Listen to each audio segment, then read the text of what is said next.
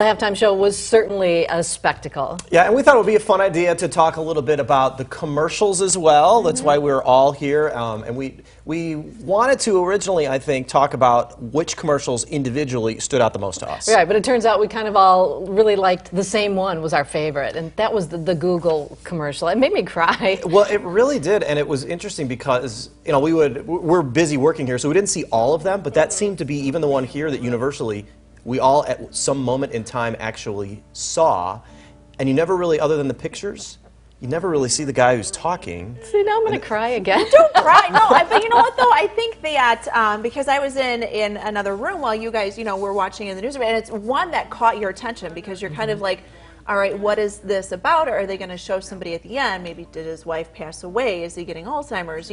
Something like that. Like, why is he telling all these, saying, remember, help me remember, and so I think it just really kind of, it made you think, and then you're like, oh, and then it just maybe for me, it made me think about, relate my own relationship too. Made you want to go hug your hubby, details, right? A little bit, right? yeah. Maybe take some notes. And then, so we also wanted to talk about my second place. I really wanted to mention this because you could argue maybe it wasn't a commercial, maybe it was. Last year, remember, NFL 100 had its own standalone commercial.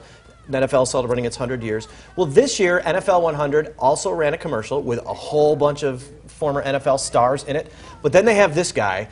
He's known online. This kid's a really great football player, and he's just known as being this really fast kid. And this is the spot that ran right before the Super Bowl. And I don't know how quickly our spot translates, or this clip that we're running translates.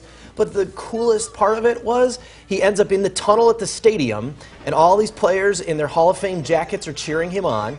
And then Virginia McCaskey at the end hands him the football with the Super Bowl logo on it, and then he takes it and runs into the stadium in the commercial, and it immediately translates into real time, and the kid running into the actual stadium with the same football with about 24 other kids pumping up the crowd.